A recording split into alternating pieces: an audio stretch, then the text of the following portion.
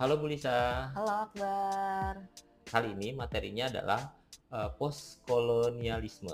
Tolong Ibu jelaskan tentang hakikat postkolonialisme. Oke Akbar, terima kasih atas pertanyaannya. Jadi teman-teman mahasiswa sastra Indonesia, perkenalkan nih sebelumnya saya Belisa Novia. Saya mengampu mata kuliah postkolonialisme. Hakikat dari postkolonialisme itu adalah kajian kritis terhadap warisan kolonialisme dan imperialisme ya terhadap dampak itu terhadap masyarakat, kemudian budaya, identitas, dan sistem kekuasaan di negara-negara Eropa yang pernah dijajah.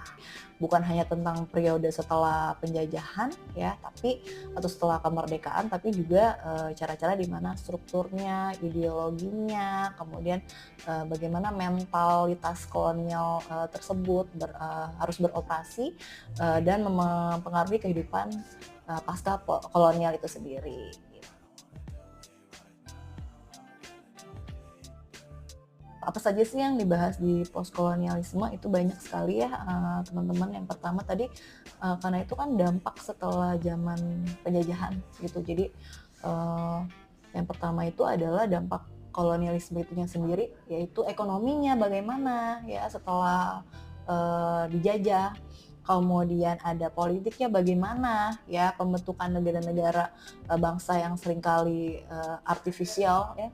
Kemudian juga ada sosialnya bagaimana, kemudian juga ada budayanya dan ada psikologisnya gitu.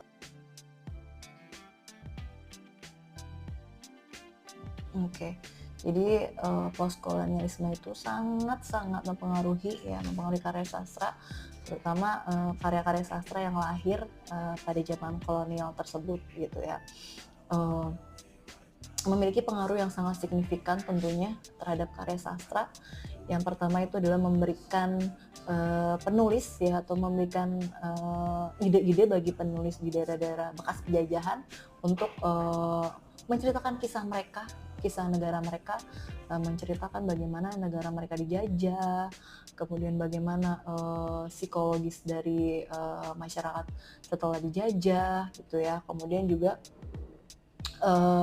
mengkritik tentang stereotip sosialnya bagaimana gitu. Kemudian juga dengan pengaruh itu juga bahasa dan bahasa dan wacananya gitu ya.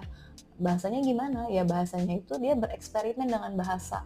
Itu misalnya menggabungkan bahasa kolonial dengan bahasa pribumi ya, misalnya penggunaan kata Creole ya, kemudian ada pidgin atau pencampuran kode, itu yang sangat berpengaruh terhadap karya sastra yang muncul setelah postkolonial itu sendiri.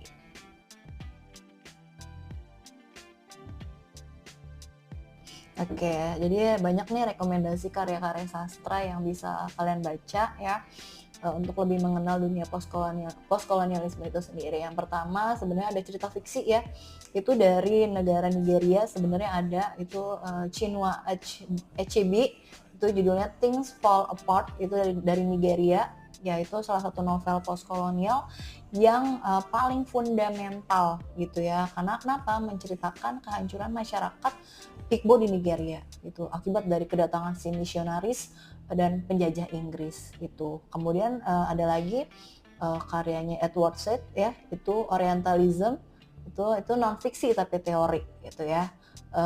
Sebenarnya banyak ya, tapi salah satunya yang dua tadi saya sebutkan itu. Jadi fiksi dan non fiksi. Mau tahu seputar fakta sastra Indonesia? Yuk buruan follow dan tunggu fakta menarik lainnya.